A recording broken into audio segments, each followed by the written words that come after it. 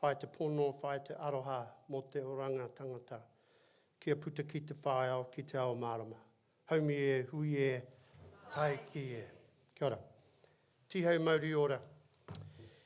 E nā manuhiri tuarangi, nā mema o te Kahui Whaihanga, nau mau, nau mai, haere mai ki Ōtautahi. Haere mai me o waka, o maunga, o ui, o hapu, o pukinga. Ki wainganui e tēnei hui hui nā o tātou. Mauria mai o tini mate, kia mihia, kia tangihia, koutou rā e te kahui wairua e moi. Kia tātou katoa e tau nei, noku te honore o te pirahitini ki te whakamanuhiri ia koutou katoa. Nau mai, piki mai, whakatau mai, i raro e te maru o Ngāi Tūāhuriri, o ngā matapono o te whetū marama. Kia ora rā. Dear guests who join us from afar, members of the NZIA and te Pūtahi, welcome to Tūranga. Bring with you your different canoes, mountains, tribes, sub-tribes and skills to enrich our time we spend together. Bring with you your loved ones who have passed on so we may acknowledge them and grieve with you. May they rest in peace. To all us who are in attendance today, it is my honour to welcome you here under the protection of Ngāi Tūāhuriri and the principles of our faith. Welcome. I wish to acknowledge Christchurch City Councillors Andre Moore and Sarah Templeton. Hopefully they're here in the room, maybe not. And also Ekin Councillors Genevieve Robinson and Vicky Southworth. I am Huia Reriti. I'm the Perehitini or President of Te Kahui Whaihanga New Zealand Institute of Architects, and I'm also a Director at MAP Architects here in Ōtautahi. I am really pleased to welcome you all to the second speaker event of the 2024 here. Whakawhiti Kōrero Christchurch Conversations series on transforming neighbourhoods. Cities need apartments. Tonight, the invited speakers are putting higher density living under the microscope. MAP Architects have recently designed and delivered several apartment projects over recent years, that's my plug, mainly in Auckland, but also a project known as Wyndham Garden here at Kilmore Street. So I'm very interested to hear further commentary from our manuhiri. Before I hand over to Pūtahi Director Dr Jessica Halliday, a couple of important thank yous to the supporters that enable Te Pūtahi to run these free events for us all to enjoy. Te Pūtahi wishes to thank series supporters of the Christchurch City Council and AUT's He Puna Ora Regenerative Action Lab, which provides the curatorial support of Amanda Yates. They also wish to acknowledge the event partner for Cities Need Apartments, Te Kahui Whaihanga, New Zealand Institute of Architects, the Canterbury branch. Thank you, and please enjoy the event. Please welcome to the stage Dr Jessica Halliday.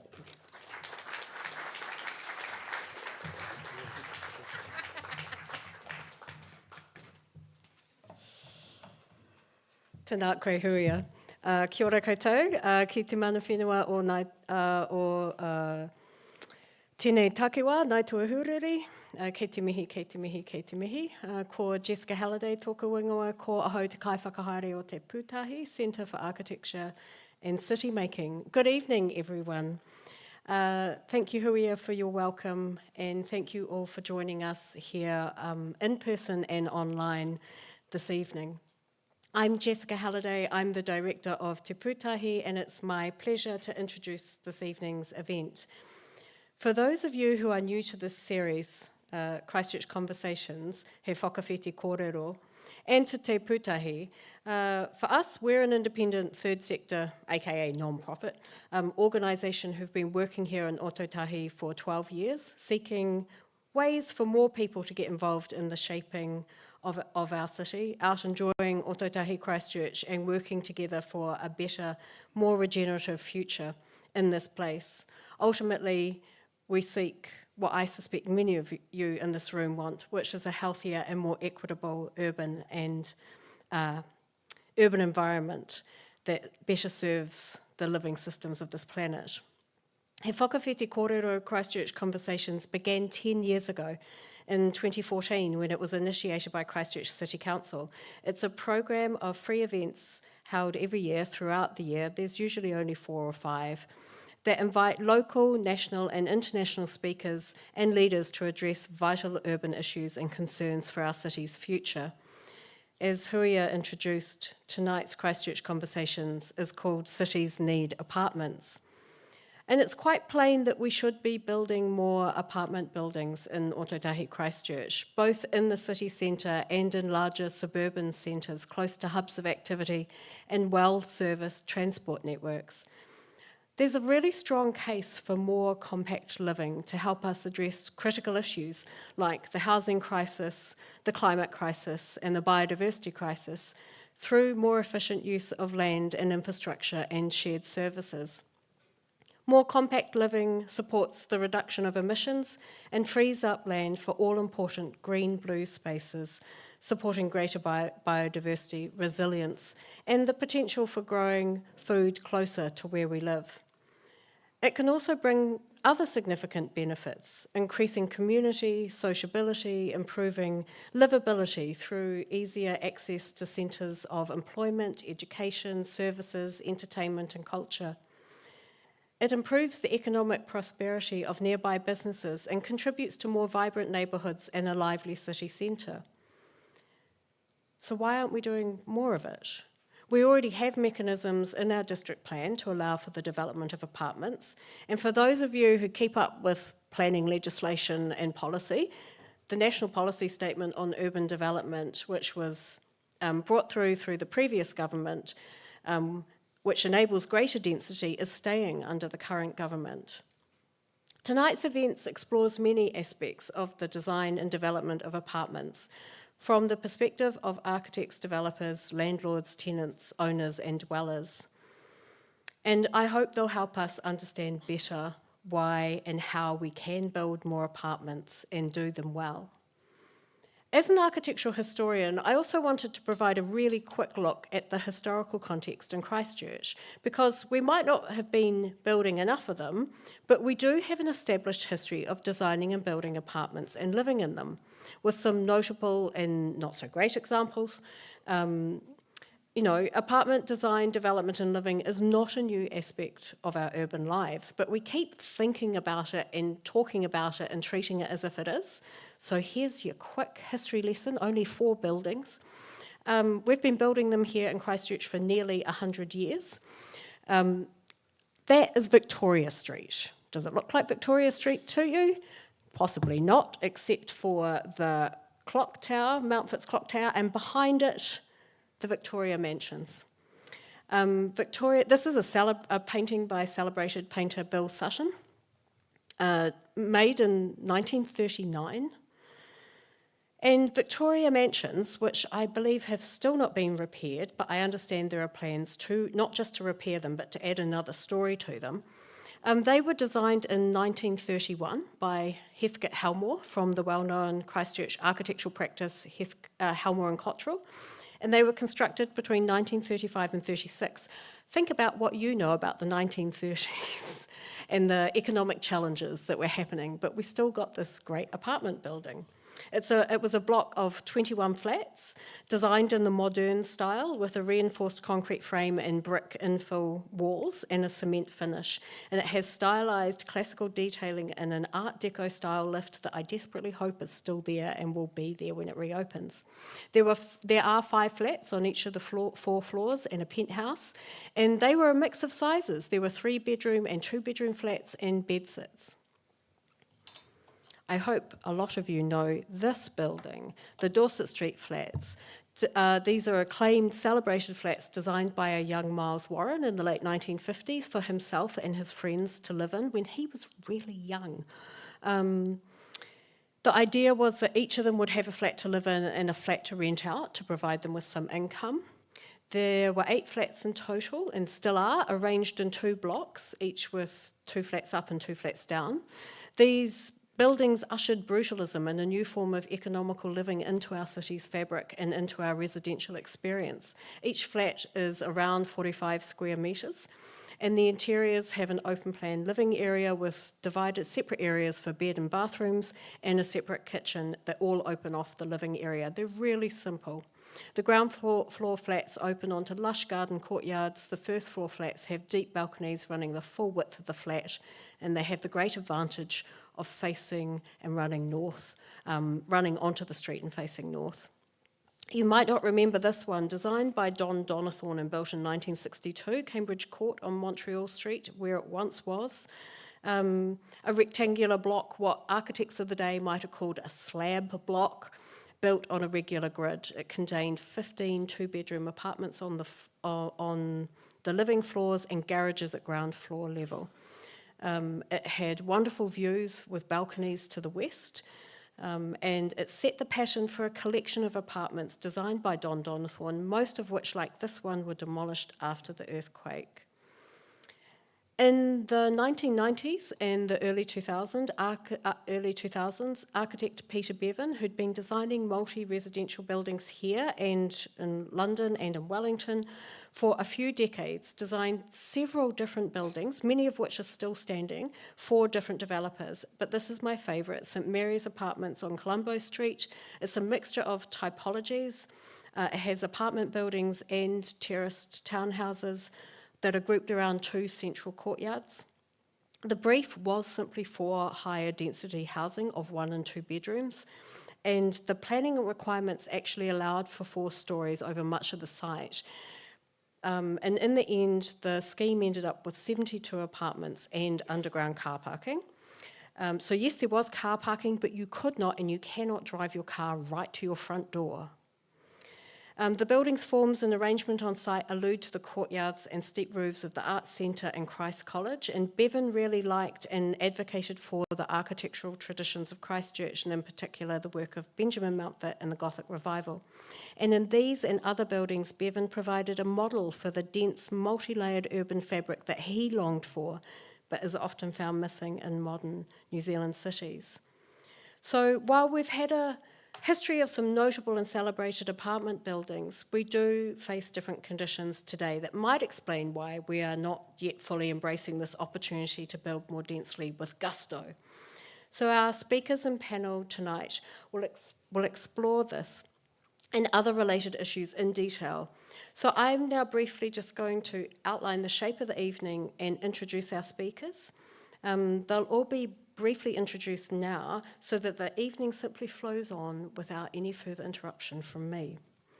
So our first speaker on the panel is, and the first speaker tonight, is Ekin Sakin.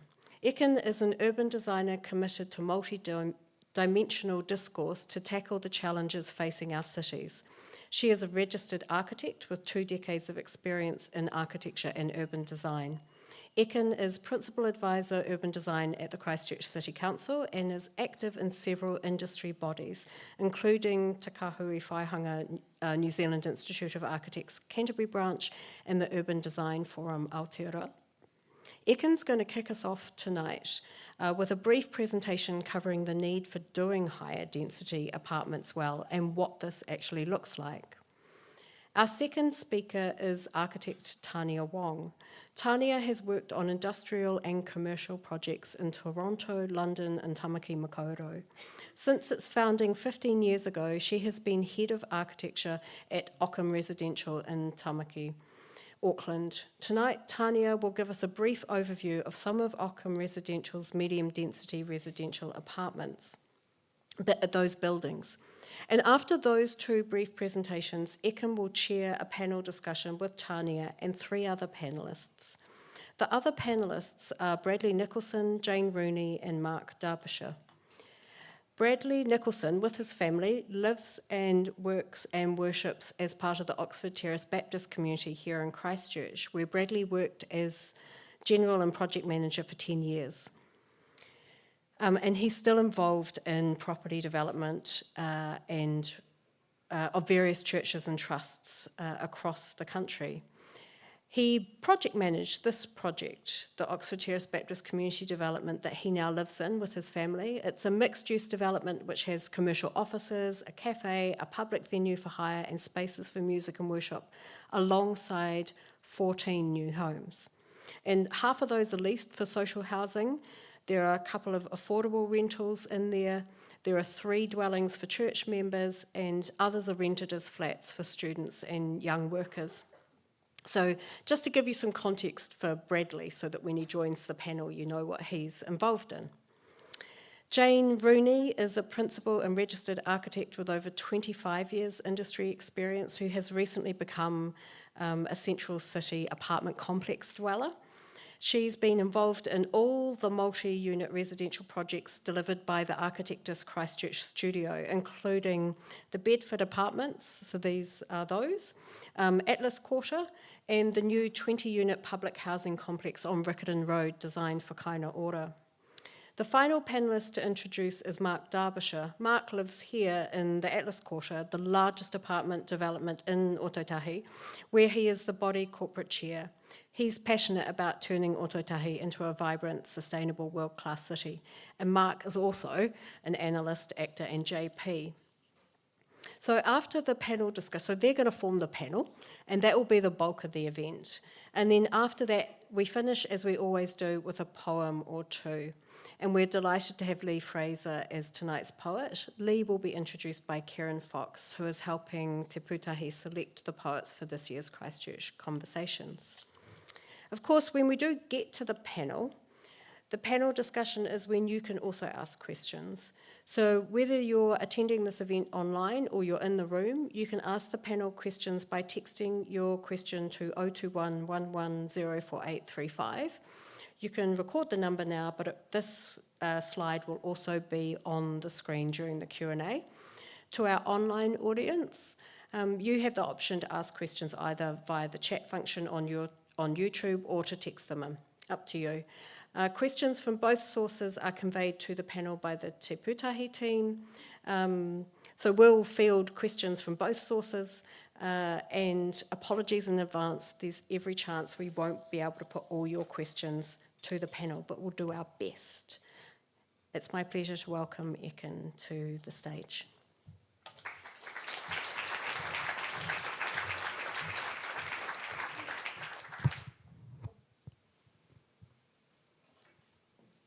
Kia ora, Jessica, for the wonderful introduction. Sorry, I need to be in a certain line, so I'm in the camera. And if I'm reminded to be shifting, just bear with us. Welcome. It's a pleasure to be here and online. I'm from Turkey originally. I lived in apartments most of my life, including most of the 20 years I've had in Christchurch, which is unusual, right? Growing up, I didn't think much of apartments, only to be standing here today in front of you arguing for them. Apartments are really a shape of housing. It's a typology and doesn't directly mean high density, but they're obviously very closely correlated to high density. So Te Pūtahi had a medium density talk last year in October, and this is really the high density talk, and apartments are highly correlated. So today I want to discuss what density means, so a little bit of literacy, and how it relates to height. And then I'll put to case to you for what I consider personally to be the sweet spot of high density and at which height. Quick reminder, whilst I work for the council, I don't represent the views of the council. I'm here in my capacity as an urban designer. Now, shape matters. The idea behind high density is simple. We've just talked about it. More of us closer together, less land per household, and hopefully less cost per household.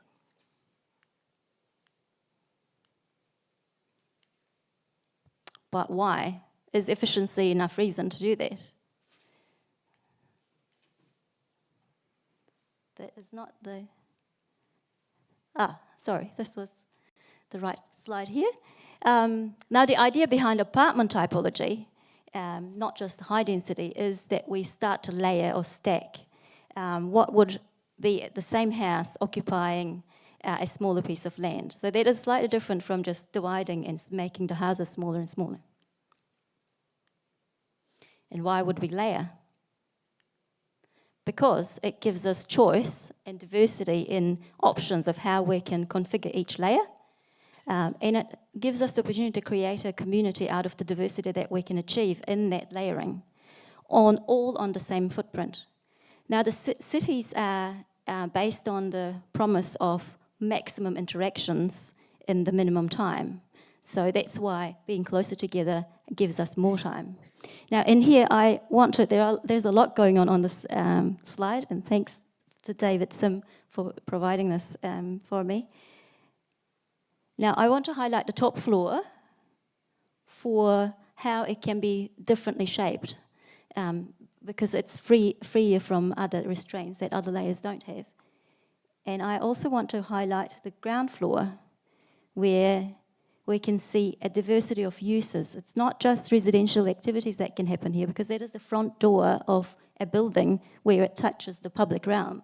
So we can have a bakery, a tailor, hospitality, all within close proximity to everyone else.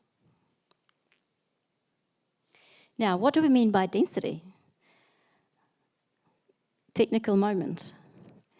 I need to talk about the concept of a hectare and households per hectare, because that's how we refer to density. And in our main planning document, the district plan in Christchurch, we define low density as less than 15 households per hectare, medium density above 30, and high density is above 50 households per hectare. Now, a hectare is 100 metres by 100 metres, just over a rugby field size, or 10 quarter-acre sections. And when it's low, it looks like this, hopefully reasonably recognisable. Here's my 100 metre by 100 metre red rectangle, and I've counted 14 households, so that's low density. Reasonably modest. We could easily have less houses there, but this is what it looks like. Now, and it's also low rise. So low rise can also have medium density. I meant to talk about how low rise and low density go together, high rise and high density go together, but also there are crisscross correlations. So we're going towards this. So low rise can also be medium density. In the same roughly 100 metre by 100 metres rectangle, we now have 33 households, and it's still low rise, 1 to 2 stories. Now, low rise can also be high density. So if we insist, I put this slide on, and it's partially fictional. Only a quarter of this exists in real life, but I have duplicated it to show what it would look if we did a certain model on a hectare. And it is possible, it's not impossible to do this. I'm highlighting this because if we insist on low rise, but we have to do more houses, this is one of the outcomes we can get. And I'm going towards arguing for a mid-rise. Don't tell anyone. What we see here is a lot of hard surfaces. So to get to each house, we need to get access ways and a little bit of service area. And by the time we do that, we run out of room for trees, managing rainwater, anything shared. So whilst it's close proximity, it's actually not necessarily a community because we don't have anything that we're sharing. And every single house has a foundation and a roof. High-rise, high-density in Christchurch has looked like this. It's not uber high and it's not uber high density, but it's well above 50 households per hectare, between 8 and 14 floors, reasonably well-known examples. Thing to note here is the small footprint. So once we go high, the benefit we get is that we can get away with a much smaller footprint that leaves room for other things. But they need a lot of room around them. High-rise, high-density internationally can look like this. I'm going to just highlight one thing, that just note just how much open space there is around them. It's not really a retrofitting an existing urban model. Very high-rise, just zooming in a little bit, I've counted 13 buildings here, approximately 400 households. Looks pretty dense, but actually, it's part of a much bigger framework where we've got 6 hectares of park centrally located. Every single apartment building has an entry from the street, and there's even an additional 2 hectares of recreational facilities. So again, this is just me arguing that high-rise, high-density is not one that we can just retrofit into individual sites. It needs to come with a bigger framework. Mid-rise, medium-density, very rare. You can ask me about that, I'm running out of time. Mid-rise, high-density, this is my pick, and you've actually already seen this building. We're still getting very good households per hectare, but we've got room for trees, we've got some shared areas so we can get to know each other, and we're getting a nice form. Another one, mid-rise, high-density, again, you've seen this photo. And in this case, something to highlight for you is that whilst I've counted the apartment block, which is 5 stories, it's also in a very complementary relationship with the townhouses across it. So again, this could possibly be a model when we're retrofitting and trying to transition from one model to another. Sweet spot, just a little fun exercise for you. So these grey squares are all 100 metres by 100 metres, so it's 1 hectare. And we get exactly the same amount of floor space with all 4 models. So this is a question to us as a society, not just to experts, because each of them come with different advantages. The highlighted yellow bits are the ground floors and top floors, because I had reminded you that they are the most flexible, arguably most valuable parts of a building, because you can configure them differently and have different uses. But we get a projection of an ownership and some community in the bottom ones, and they're lower, so we might have more light and air. In the higher ones, we're occupying much less space, but we've got a lot less definition around it. Another aspect to talk about is how we incrementally might build them. So you can imagine the bottom ones being able to be built incrementally over time, but it's very hard to do a tower incrementally over time.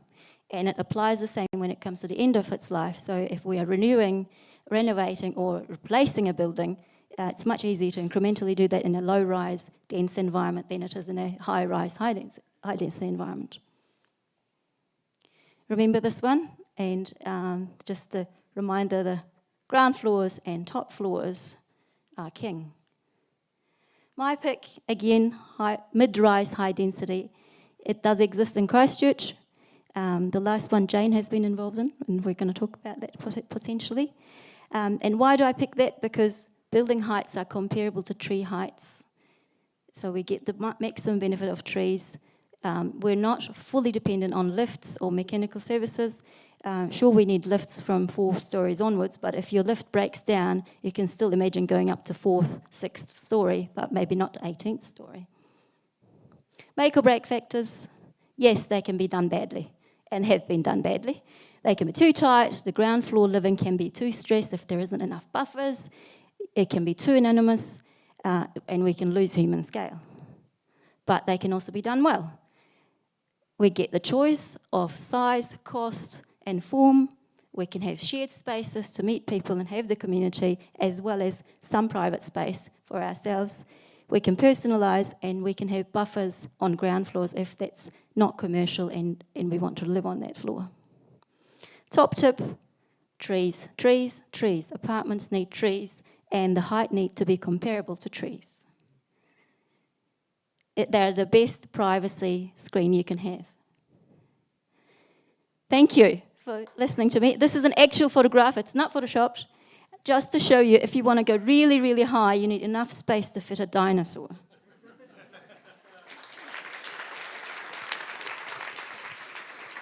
And now I hand over to Tania.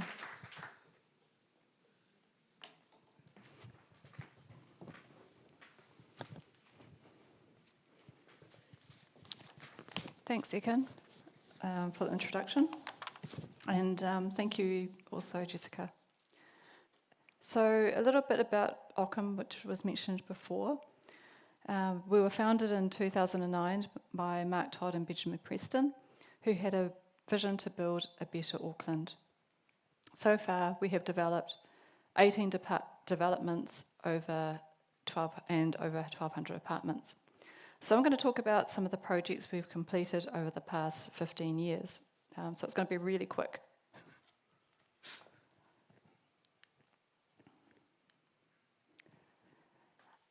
I'm going to take you back to our first apartment building, the Ockham building, which is located in the predominantly residential area opposite Eden Park.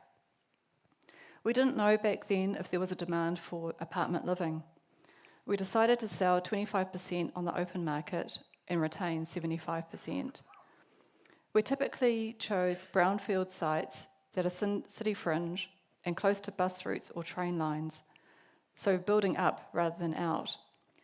This takes advantage of existing infrastructure, even though services often require upgrading for the increased load. This development was consented under the Isthmus District Plan and was zoned mixed use. Maximum building height was 15 metres. In 2016, the council implemented the Auckland Unitary Plan, which was the upzoning of land which allowed for more 2 to 3 storey homes in urban areas and up to 6 stories close to town centres and transport hubs. The sites along Sandringham Road, which is along here, to the south were then upzoned to 16 metres, which was the terrace housing and apartment zone. So when living in a smaller area, it is important to have a higher ceiling to create greater perception of space. We managed to fit in 5 stories with floor-to-floor height of 2.9 metres. The development would have benefited from an extra metre of height. So typically, we'd like to design to have 2.6 or 2.7 metres of floor-to-ceiling height in the living and bedroom areas, with not less than 2.4 metres in the service areas, and we typically have probably 3.1 metres floor-to-floor height. I am often inspired by the history of the site, which informs the design, creating a sense of place. In the early 1900s, Sandringham Road was known as Cabbage Tree Swamp Road. The historic local flora, organic motifs, and technique of weaving adorn both the exterior and interior of the building. We choose durable and low-maintenance materials for the facade cladding for its longevity and reduced maintenance costs. The building facade is a mixture of patterned precast panels, plastered blockwork, and decorative timber screens. Native totara was used to aesthetically soften the facade and provide a human feel to the building, as well as being durable. The timber has been bandsawn, which produces a varied surface texture, then kiln dried, cut and arranged to resemble a weave pattern, and lastly oil stained.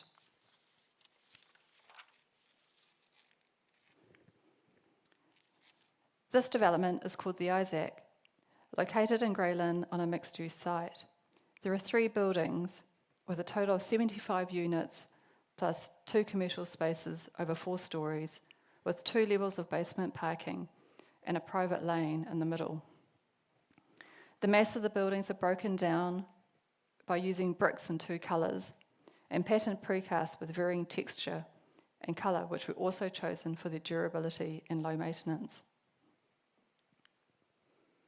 Having flexibility in the floor plans allows for combining typologies to create larger apartments to cater for those downsizing from a standalone house but require larger apartments for their families to come and stay. We have in some apartment buildings provided common guest rooms that are able to be booked out by residents. Commonly, the top floor is reserved for the penthouse, but in many of our developments, this is where we have located the common amenities. Typically, a residence lounge and outdoor space on the rooftop of the building so that everyone can enjoy the magnificent views. We create bump spaces for residents to have the opportunity to interact with each other. In the beginning, it took a little while for residents to use the space, but now these spaces are regularly being used. About 7 years ago, we had the opportunity to partner with the Marutwahi Iwi Collective, which eventuated through the Crown Land Program. This was also part of the government Kiwi Build program to provide affordable housing to first home buyers.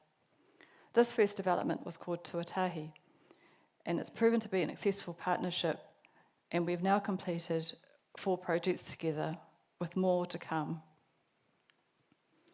We worked with the Marutau iwi to incorporate Māori design within the facades and throughout the buildings, creating a sense of identity and place.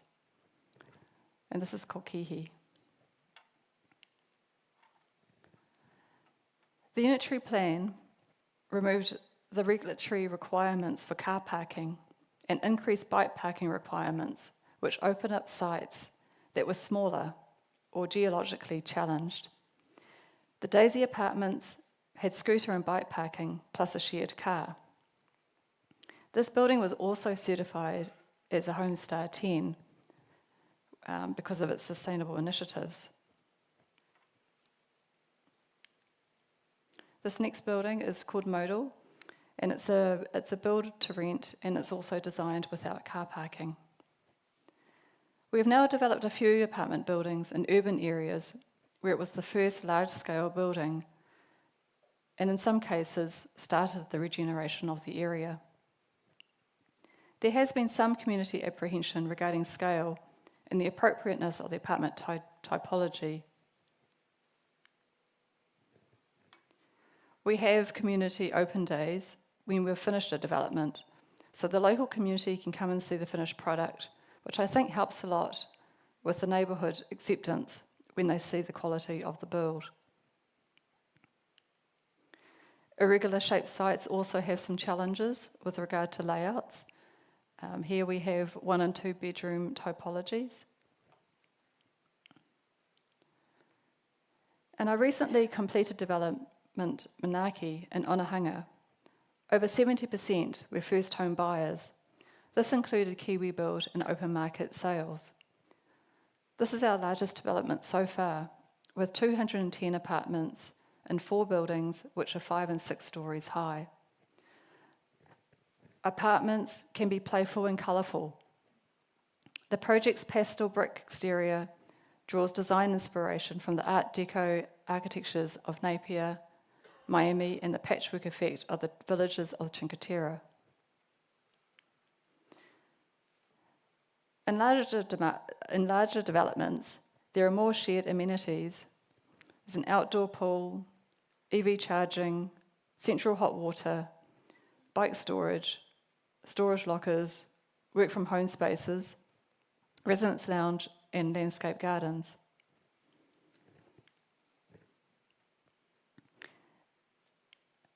Our developments are also pet friendly.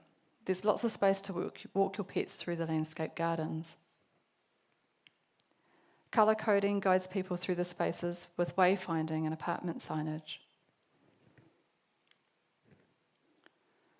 The last project that I would like to briefly talk about is the greenhouse that we completed in March this year. This was the first 10-storey brick building in New Zealand.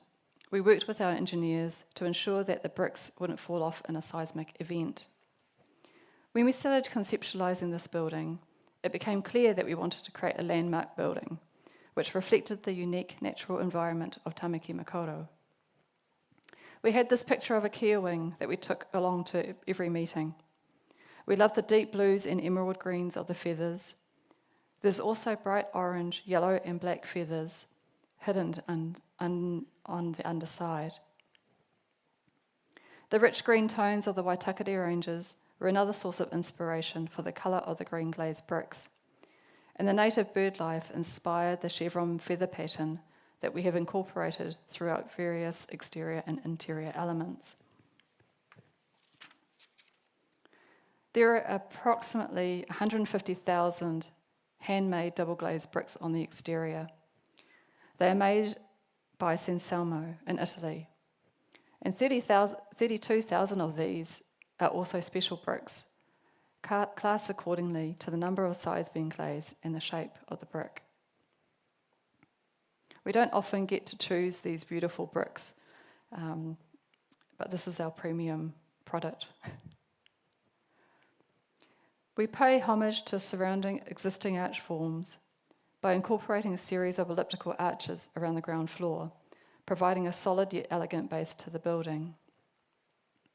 We also have commercial spaces on the ground floor as well.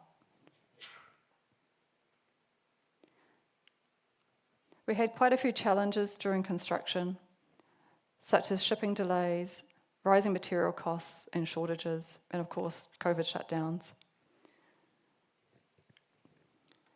And wherever possible, we have tried to work with New Zealand designers and source locally.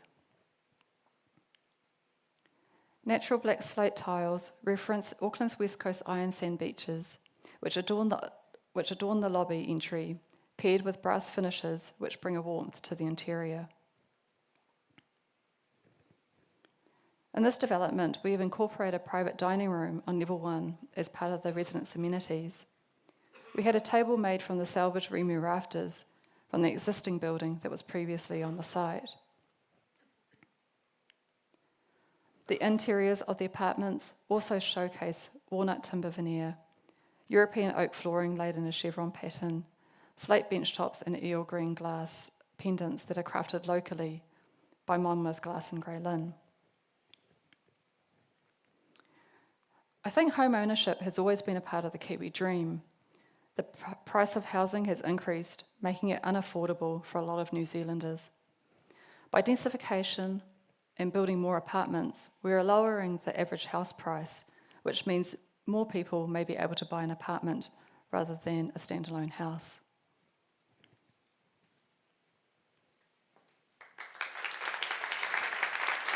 Thank you, Tania. Now I'm going to invite my panel to sit with me, Bradley, Jane and Mark.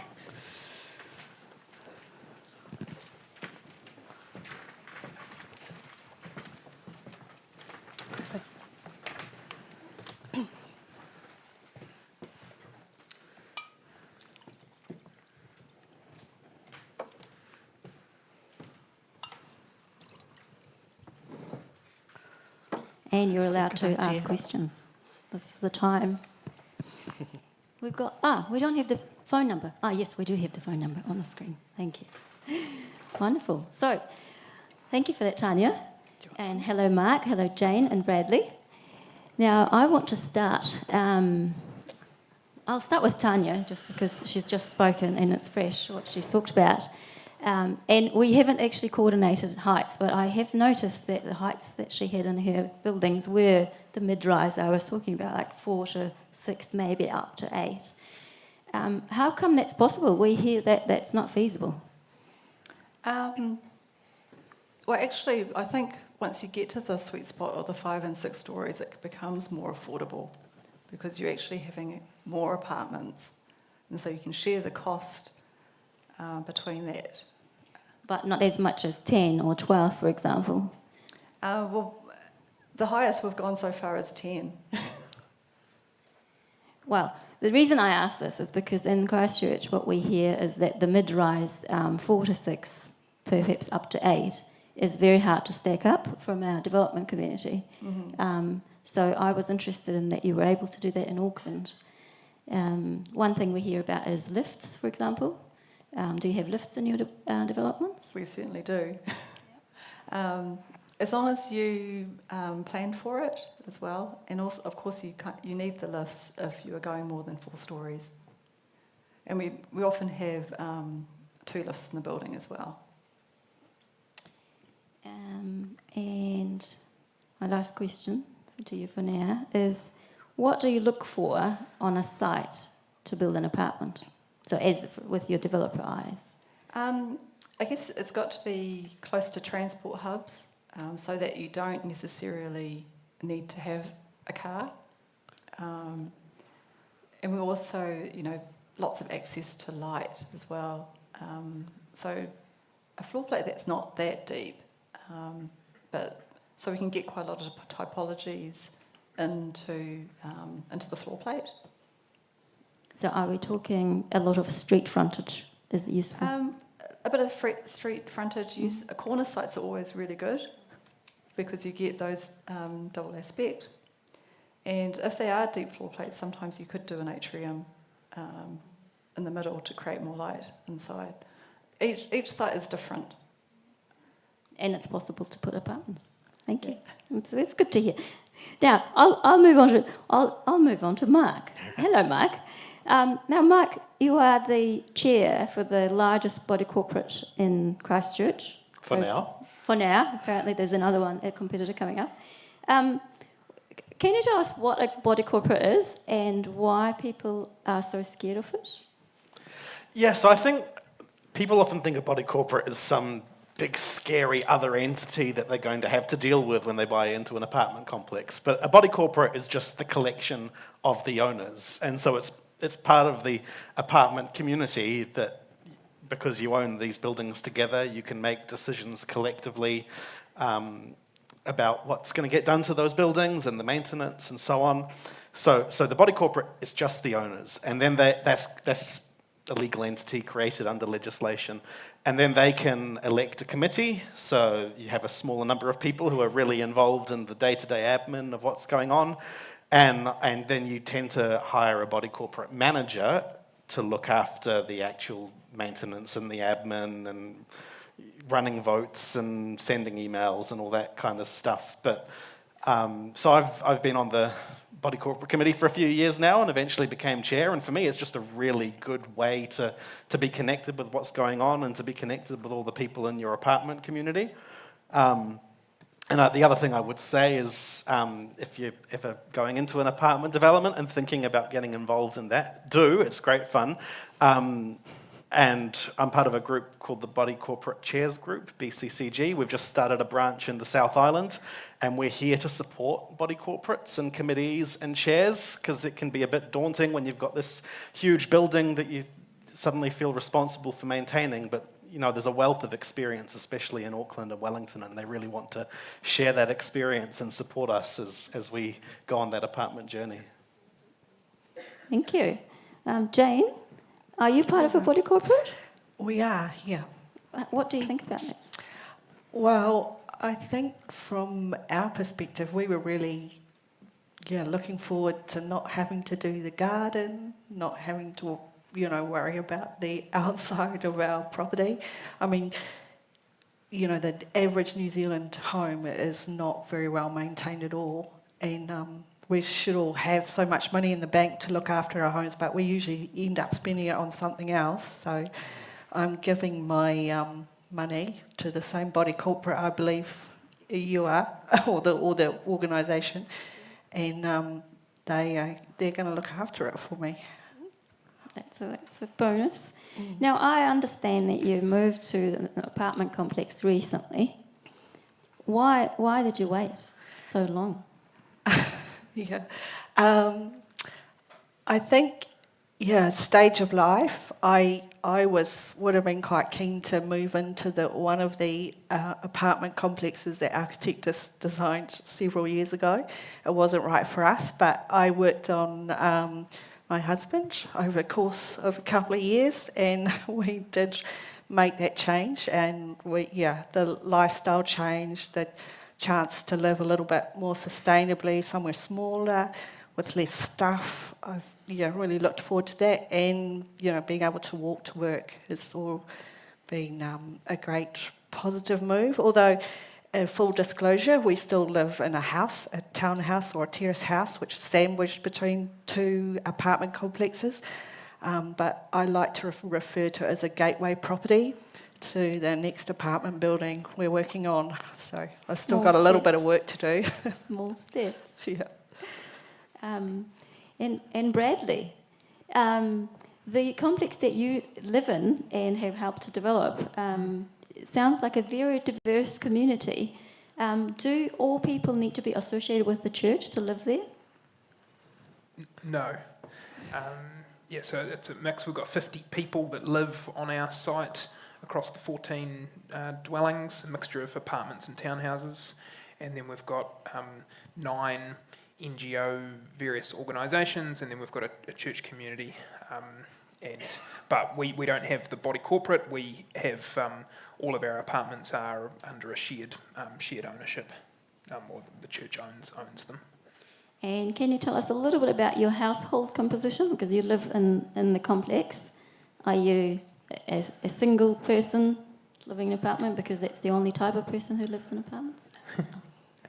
Yeah, so I live in a house, in a 4-bedroom place with my wife and 4-year-old daughter, and my brother lives with us as well at the moment. I think what I'd say about the apartment living, I spent 3 years living in a townhouse in Edgware, where the only time I spoke to my neighbour was once, and that was when my wife had her music too loud and they came to tell us to turn it down. And the reason for that is we had an underground car, we had a car park under our townhouse. We drove in, we shut the door, and we walked up to our place.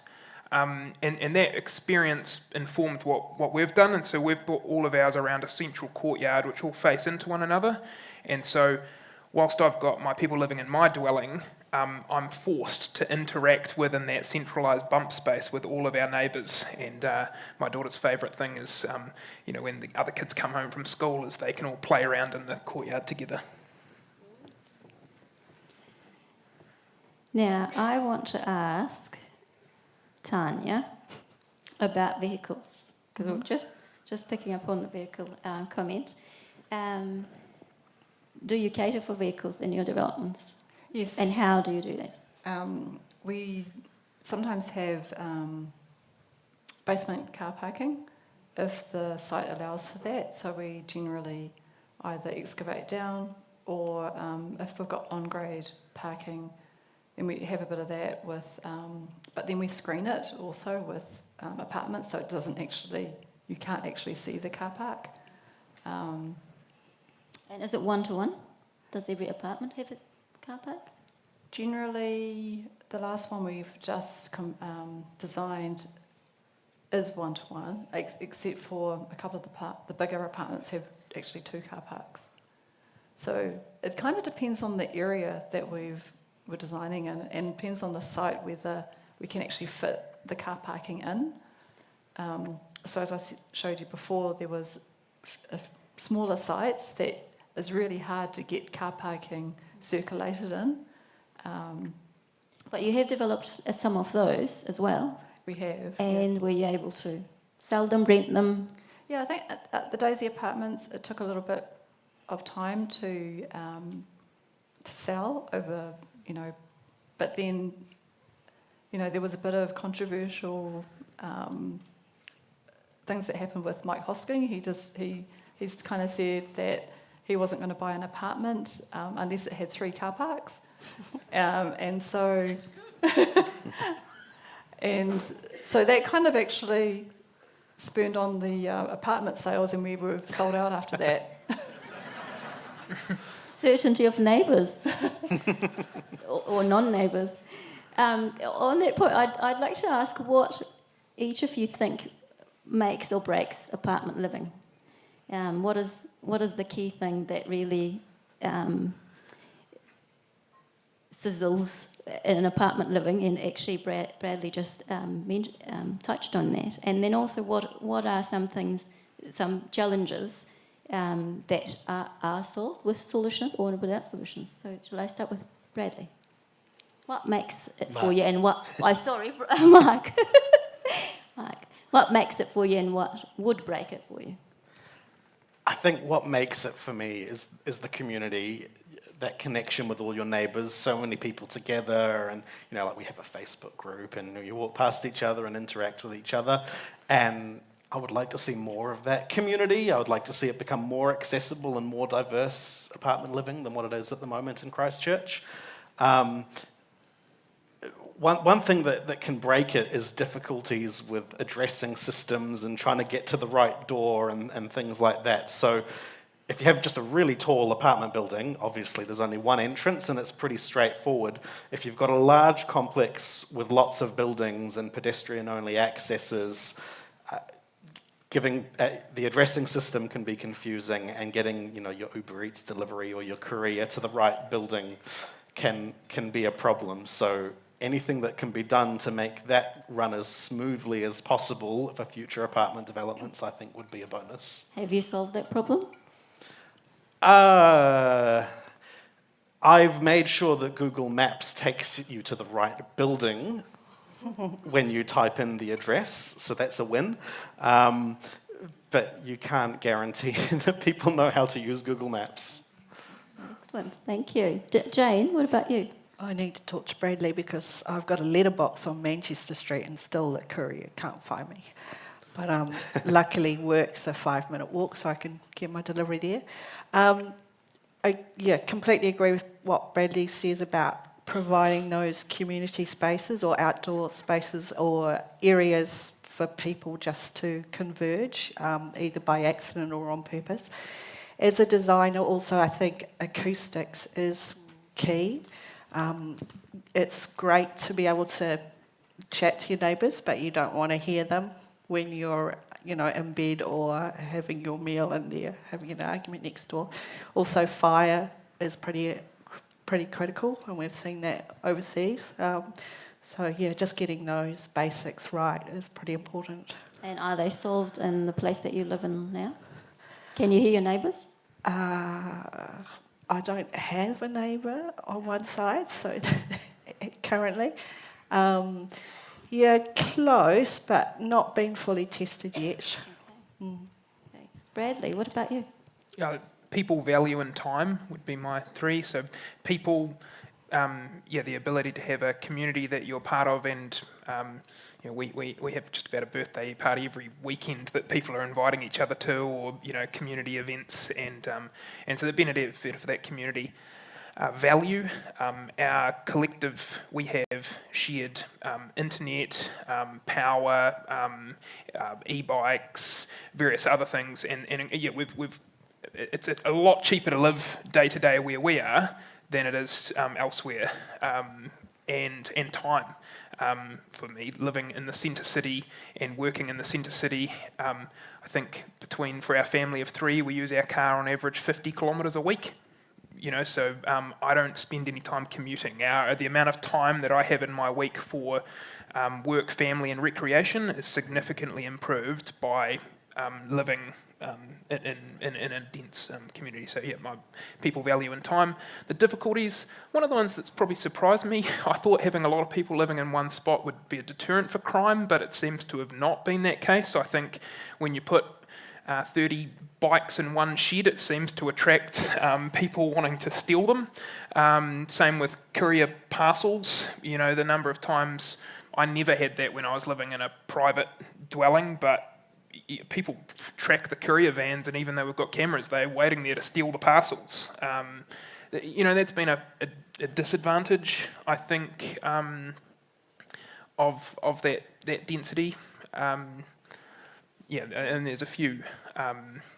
I think, the other challenge, which we haven't had yet, but when you're in that density with that community, I guess if you've got the wrong people, that can affect a greater number of people as well. So I guess we've been in the ability of being able to interview for our community, whereas other apartments, you don't get to choose who buys the place above you or next to you necessarily. Yeah, thank you for that. Tania, have you been able to solve the courier problem and the large parcels problem in your developments? Some of the times we have a mail room, and we've designed boxes underneath the letter boxes that people can put the parcels in. But in some of the other ones, it had a bit of a problem. And then also there is one that we designed that you can have, like you can put in a code, and you can put it in a box for the bigger, like lockable boxes, like my food bag. Yeah. But we're still looking for new ways to do those sorts of things. Refining solutions. Yeah. Wonderful. Well, as I said, I've lived in apartments, including in Christchurch, and I've asked this question to my most recent neighbours, and the answers were neighbours, and respect between neighbours, which is not really a apartment issue. Like, neighbours would probably make or break your enjoyment of your living in any typology, even if you're in a single detached house. Your neighbour, if you get a really tricky one, that might change how you view your life. But I guess one point is that because there are more people living together, any issue is a little bit amplified. But also, out of the dynamics of the crowd, perhaps solutions can be found in different ways as well. Can you think of any examples of you collectively as a body corporate solving something? Absolutely. So we say on security, we've actually made what we call a security working group, where we've got a few people who are really passionate about that issue. Trying, because things like cameras can be controversial, and whether there should be gates, and whether or not careers are being stolen. We haven't had so much of that problem recently in our complex, thankfully. And it has been a really good exercise where they've done a lot of research and they've helped build a consensus among our owners about how to deal with those issues. And I think we've kind of now been able to use that approach on a few different things, and it's great. It feels good to kind of actually collaborate with your neighbours and work out how you're going to fix things and live together and make it work. Oh, wonderful. Now, Bradley, I know that it wasn't just plain sailing getting to the apartment typology in your development. Could you tell us about a few of the challenges? Well, I know that you've solved them because I've been there today and it's there. It's happened. Can you tell us some of the challenges and how you've solved them, and what do you think about that going forward? Yeah, it wasn't plain sailing. I think it took a lot longer and cost more than what we wanted it to, although I think a lot of people would say that with developments. I think for us, a lot of the challenges came in trying to blend things that don't normally go together in a New Zealand context. If you look at Christchurch's district plan, we've basically said we want houses here, we want this, businesses here. We've zoned everything into these segregated, isolated communities, and we've tried to pull all of them together. Now, that's actually not, because the history of cities isn't this segregated piece, and so we've tried to pull these together, and so we've got church and community spaces, we've got office and commercial and cafe spaces, and then we've got living spaces, and on the same site and in some cases in the same building. And one of our challenges is we're often dealing with competing regulations when it comes to acoustics, fire, HVAC, lifts. I think there was multiple points through our design and development stage where we were just like,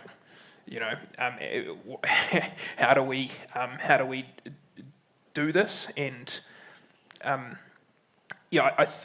guess my takeaway would be that we need more people to do it, to give more sort of case, in law you'd say case law. It takes someone to do something for a judge or jury to have to make a decision, and then the next time it's quicker. And I kind of like to think that, in a couple of years since we've done our development, we've had a lot of people and interactions with people who we've been able to share our learnings with. And actually, an example, our fire curtain that we've put into our foyer was only consented in New Zealand in a building in Napier Hastings. And so we had to take what they had learnt there and apply that to our development. And so it takes people sort of walking through those barriers and then sharing those learnings with others, and it becomes a snowballing effect. And I would say one of the reasons why we haven't got many apartments in Christchurch is because we haven't got many apartments in Christchurch, so it becomes a self-fulfilling prophecy. And I understand you're planning more, so it hasn't stopped you. I just wanted to let the audience know. Now, Jessica has told me that it is 7 o'clock. After 7 o'clock. After 7. But she hasn't been waving any questions at me. Now I've got you. I have got so many questions. We could hold this event 3 times. There are a couple of questions about accessibility and different physical needs, and just wondering how you account for those within apartments, whether it's the need of people with disabilities or the elderly who might not want to use stairs. Are these sorts of things being factored into apartment design, and where and how? Should I answer that question?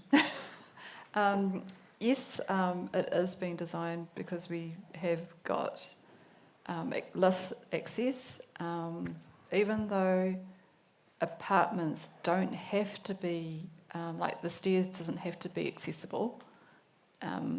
We actually design them to be accessible stairs. And what would an accessible stair mean, just It for the general means- audience? It just means that the rise is a bit lower and the run, and then also you've got handrails. A bit wider? And a bit wider, yeah. That's the case for most of Fletcher Living's developments as well. They meet accessible needs in certain percentage of their apartments beyond the minimum code requirements.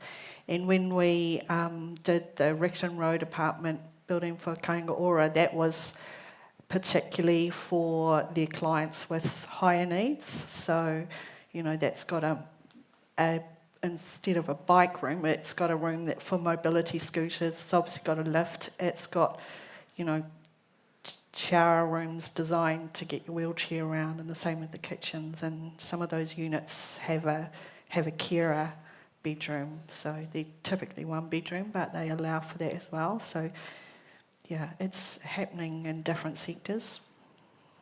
Yeah, so we've put on our townhouses, we've put all of our kitchen and hospitality spaces on the ground floor with level entry, so that, for me, that means my grandmother can visit without needing to go up any stairs, but the stairs access the bedrooms. And in our apartments, we've put the fully accessible one on the ground floor, so that they've got entry straight from the ground floor, and then the upper floors where you've got the lift access, we call them our semi-accessible. So we've said to people that they suit people who could use the stairs in the event of emergency, but have the lift access, day to day if they're needing to go up. I think this is also where community comes in again. You're more closely connected. You understand who has different needs and who you might need to look out for in an emergency, or if the lift has stopped working. And we're really good at talking to each other and making sure that everyone's needs are met. Great, thank you. Another question, as well as architecturally well-designed high medium density buildings, we also need run-of-the-mill high medium density apartments for the younger and or less affluent residents. How can we encourage that? I think there has to be some different models of delivery, and we're seeing with, Simplicity working with a contractor to build, I think they're all build to rent, aren't they? But build to rent is definitely an area where we can grow in New Zealand. There's some precedents possibly in the UK of where a shell is built and then they're sold, and then the owners can individually fit them out. But there's also a lot of other types of organisations and housing providers in other parts of the world that make this work. It's like you were saying, Bradley, with if you don't know it, if it's not been done, it's someone's got to start it. So there's got to be a political way, I think, as well as some brave people or developers to do it, or organisations like Bradley's who do it, and like Miles Warren was doing it for him and his mates. Maybe we need some architects to step up. I think there's an interaction between cost and value. Sometimes we can count the cost of everything and the value of nothing.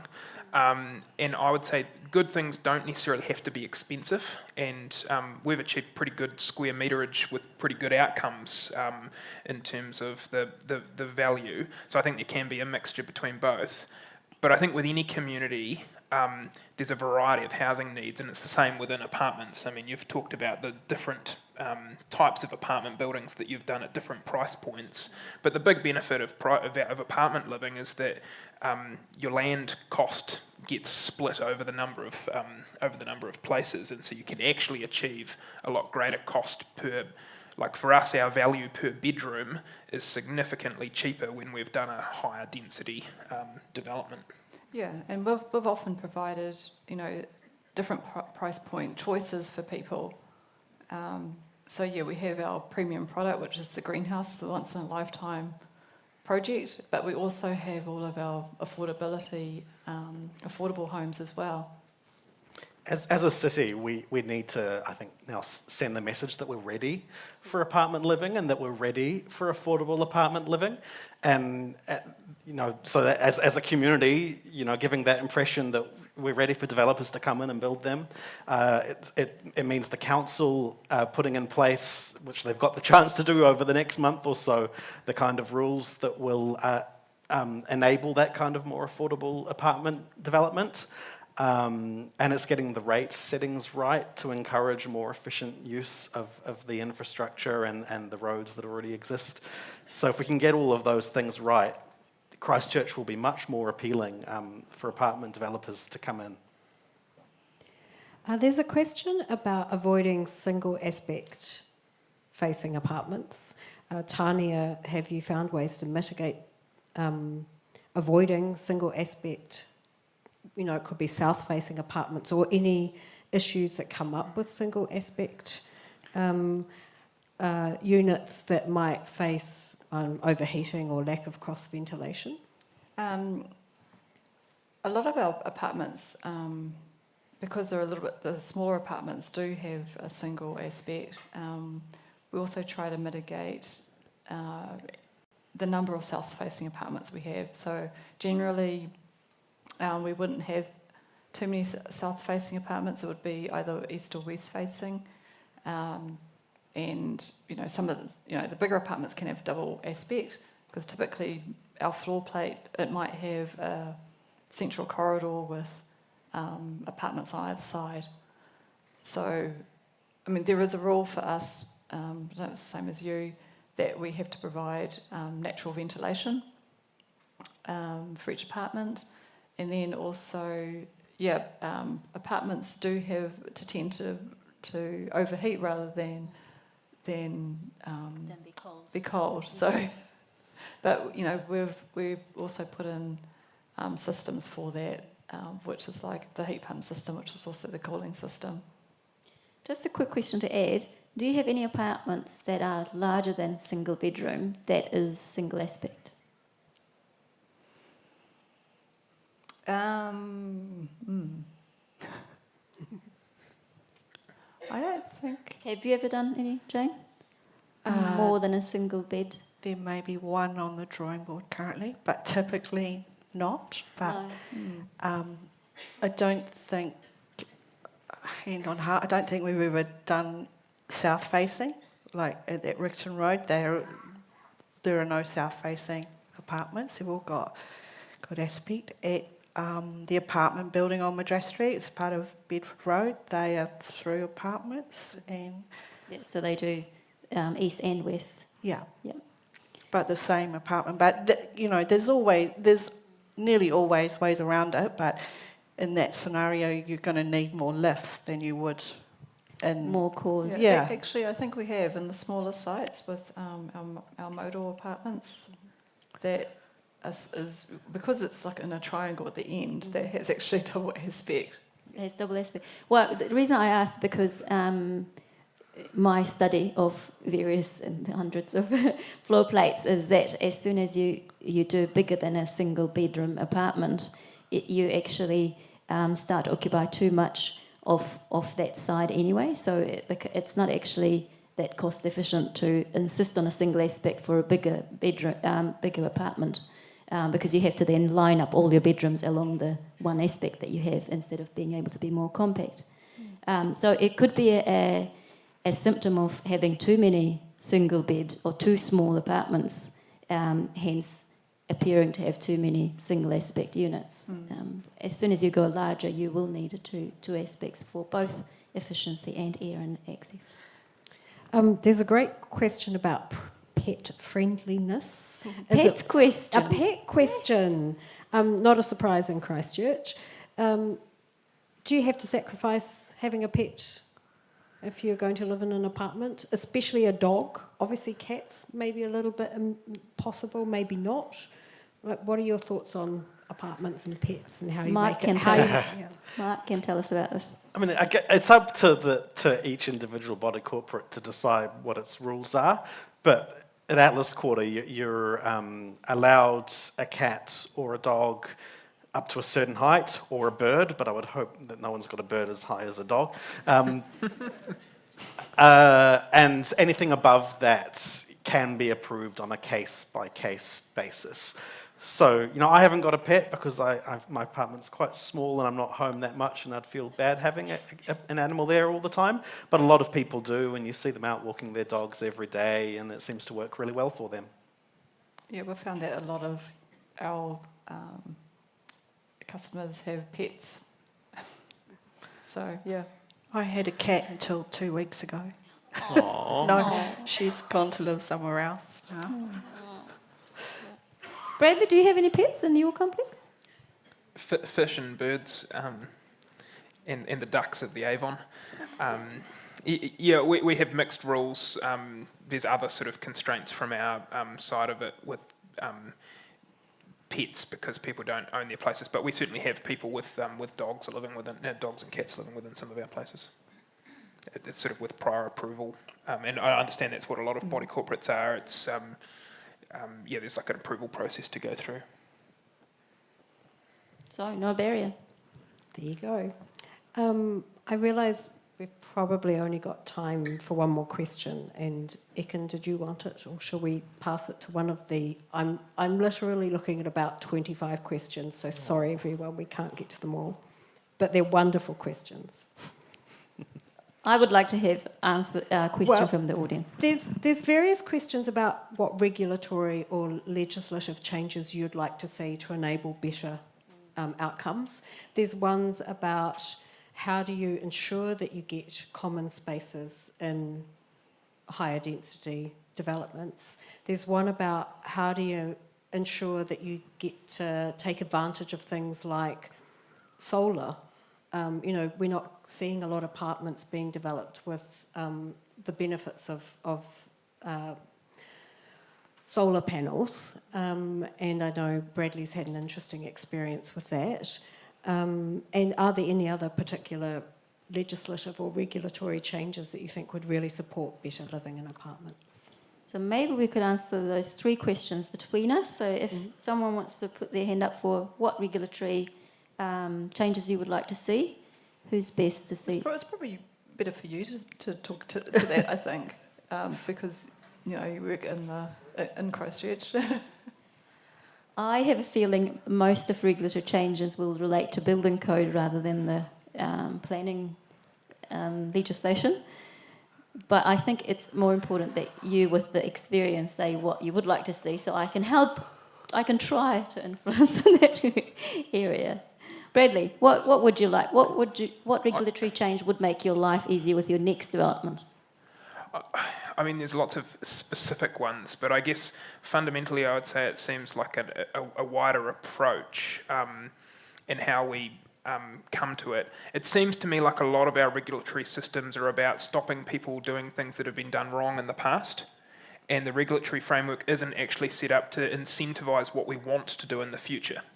And so, that's where I would want to put my effort into, because for us, the reason why we've ploughed through at many times things which should have stopped us is because we had a very clear vision of what we wanted to do and why we wanted to do it, and so that gave us the motive to go through that. But if we didn't have that, we would have just continued to, we would have come up against all these obstacles and then ended up doing what everyone else has already done. And so for me, it's the fundamental approach as a city and as a nation. What do we want more of in the future, and how do we create a regulatory environment that incentivises that rather than is just about stopping doing the bad things that we've done in the past? Yeah. And would you count fire and acoustics and ventilation in that list? Yeah, I mean, I guess to be made simpler, or solutions? Yeah, I guess there's ways of making them simpler, but there's also potentially ways of working out systems of sharing of information. So, it feels like sometimes you're coming to this drawing board and you're having to pay consultants and various things to start from scratch. But if there was some form of shared information sharing of like, this is what others have done before and this is what you can kind of draw on and learn from, that might aid in those ways, or any people to guide you through those processes.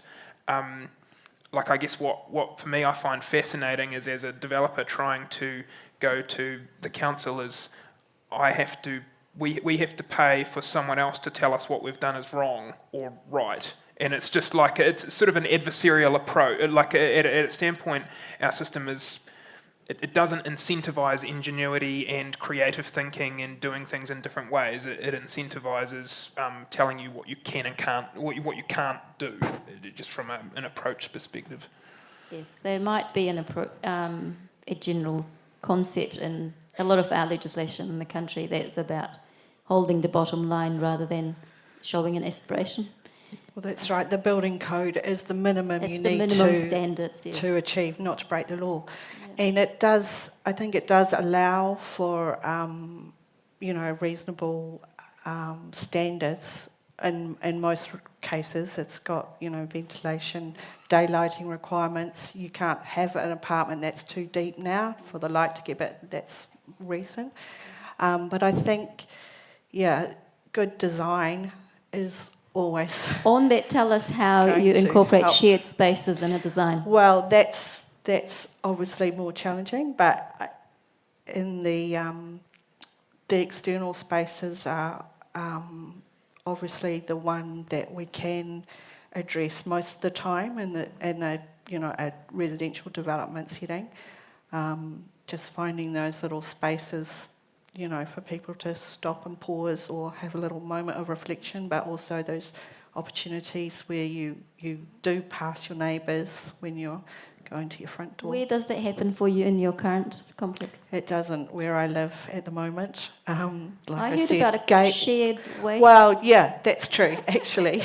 I go out my garage door, I have a garage, and I walk around with my rubbish bin and I see my neighbours. I do see my neighbours. In fact, he said, I think you're always going to the rubbish bin. So even when it's not been designed in, it does happen. Obviously, could that be a clue? So could we broaden the rubbish bin area to be more than that? Maybe. Yeah. I'd prefer some trees, though. With trees. Trees. Yeah, well, I mean, I think designing the common amenity spaces is really important, and then that's where that's where you form a community, and then often in our developments, the best place is where the community spaces. Yeah, you've shown us some rooftop swimming spaces. pool. Could I have a swimming pool instead of my garage? In terms of that overarching question, I think central governments, of both political stripes, have done a lot to create the enabling environment for apartment development, and I think the ball is largely in the council's court now. What I would like to see in 50 years' time, when I'm a doddering old man, is someone drives me up to the Port Hills and I look across the plains and I can see kind of this cityscape that's tall in the middle and it's tapering out, and I can see the snowy mountains in the background. And I know that down there, between all those buildings, there's lots of trees and parks, and there's people living their best lives in this, really close together in this beautiful city. And I think we've got a lot of the enabling rules to enable that, and we just need the last few bits to be filled in. Okay, wrapping up, I do have to just mention one last thing, because we have talked about this before and I've heard it from others who I've tested my presentation on. Is apartment living only for Central City? No, but it needs to be near facilities, needs to be near good public transport, needs infrastructure and amenities like green spaces nearby. Yeah, so it could be local centres and high amenities places. And indeed, most of your developments are not in Central City. No, it's in City Fringe. In City Fringe. Okay. So, somewhere where there's public transport now, or where there could be in the future with good planning. Excellent, thank you. Cool, thank you all very much. I'd like to welcome everyone to thank our panel.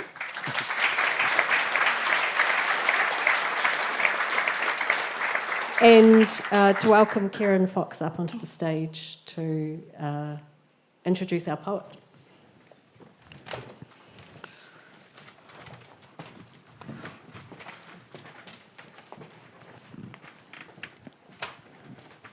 Now your turn. O tēnā koutou katoa.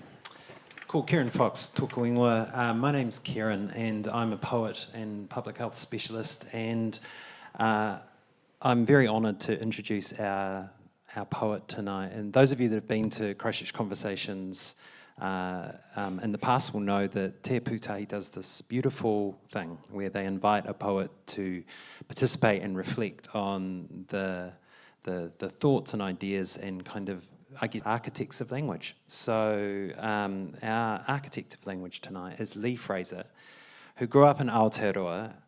During her 20s, she was a linguist in Papua New Guinea and Kenya, living in apartments, also bamboo huts, tents, and a pretty nicely adapted shipping container, though that was rather hot. Having settled in Ōtautahi suburbs over 10 years ago with a husband and 2 kids, she misses the hum of close quarters community living. Lee won the Ōtautahi Poetry Slam a year ago, so she is our reigning slam champion. And since then has had a dozen pieces accepted for publication locally and abroad. Please put your hands together for Lee Fraser. Kia ora, Ciaran. Kia ora koutou. So I've got 2 poems to use the 5-minute space because a 5-minute poem is just hard work to listen to. Very easy to write, hard to listen to. The first one is Get Off the Grass. Kiwis in apartments, get out of it. Our proud nation was built on back sections with ranch sliders to verandas overlooking monoculture patches that we petrol mow into stripes as a sacred cultural institution. Next to the veggie patch with rhubarb that we give to our neighbour's mum, and feijoas carted off each autumn to work kindy and then a box on the curb. Me shift into an apartment where untold neighbours you don't know from a bar of soap either blow through or chuck a spaz at you for hanging your underdecks on the balcony. Where some egg dobs you in for chundering in the garden after a night on the chirps, or where some perv has a gawk at you in the nick if you shirk on curtain duty. That's not a goer. Forever within kui of sticky beaks asking you what you do for a crust, larrikins getting themselves into strife and wanting a hand. Just quietly though, I've about done my dash with hakari shared fences, dungaree lawnmowers, Scody garden sheds with edging gear. Been hanging out for some hard case mates that don't live in the wops, who you can nick out to for a yarn and a cuppa without getting soaked when it's hosing down. Apartment life, eh? Ripper insulation, no more roof maintenance, I'd be a starter for that, not too far down the track. Might be time for us cantabs to open that second eye and have a nosy next open home. Give it a crack and see how we go. Are you in?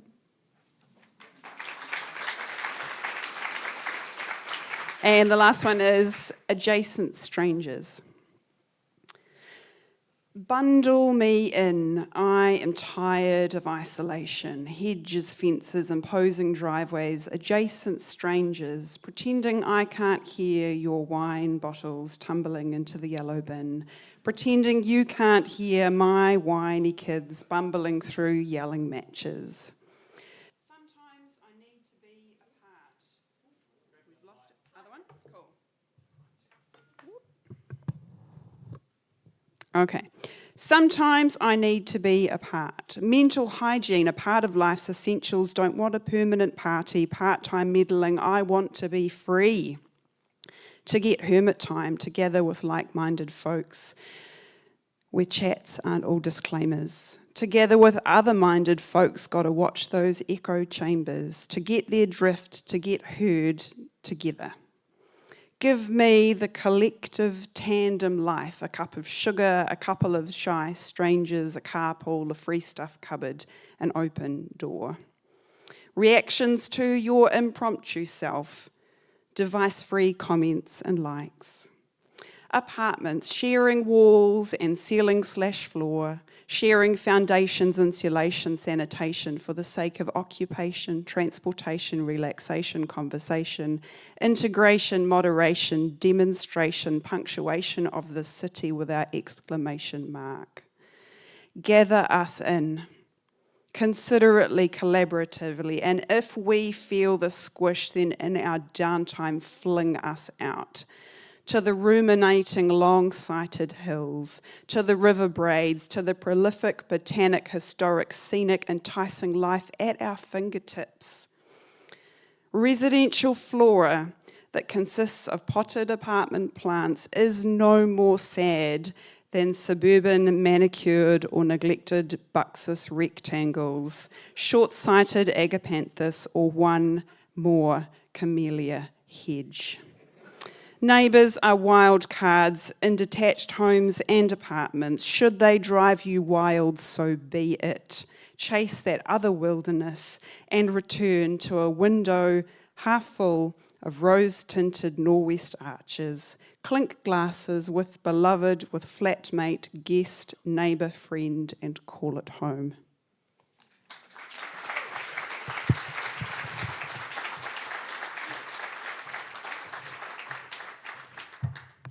Thank you, Lee. That was just fantastic. And thank you to all our speakers for a tremendous conversation tonight. And thank you all for your incredible questions. I've been sitting there going, how do we manage these amazing questions? I think what we'll do is we will compile them, we'll present them to our panel, and the ones that get answers we will post on our socials. So do follow us on Instagram, Facebook, LinkedIn, and we'll endeavour to do what we can to your amazing questions, including the most popular question tonight, which was, Tania, how do we get Ockham to Christchurch? Thanks again to the supporters of tonight's event, Christchurch City Council, AUT's He Puna Ora Regenerative Action Lab, and to the Canterbury branch of the Kahui Whaihanga New Zealand Institute of Architects. Oh, that's not supposed to say that, Em. There, that one.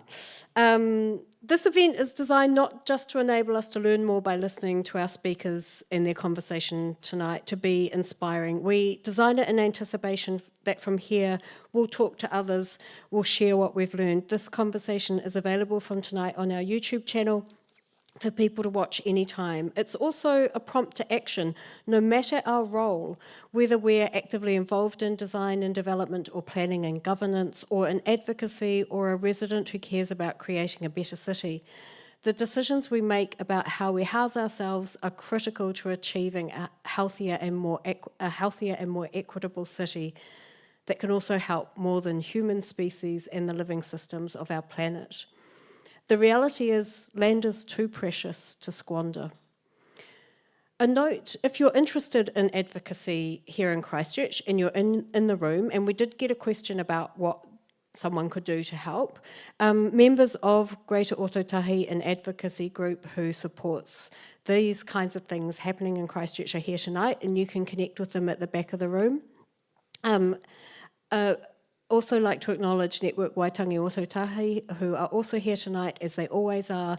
And if you're interested in Te Tiriti, please do check them out with their resources. And I'm sure, if you've seen the news today, that some of their resources are on the way to the Prime Minister today. I'm also really pleased to let you know about the next event in Christchurch Conversations. It's on the 22nd of October here at Tūranga and online, and it's titled, Our Neighbourhoods Need Better Streets. So we're going from housing to streets. Do join us for this Christchurch conversation as we explore the potential of streets to transform our neighbourhoods and improve their livability and sustainability. And you can book for this now. Thank you again to all our speakers and to all of you for coming. We look forward to striving together for a healthier, more sustainable and equitable city with plenty of well-designed apartments. Cheers.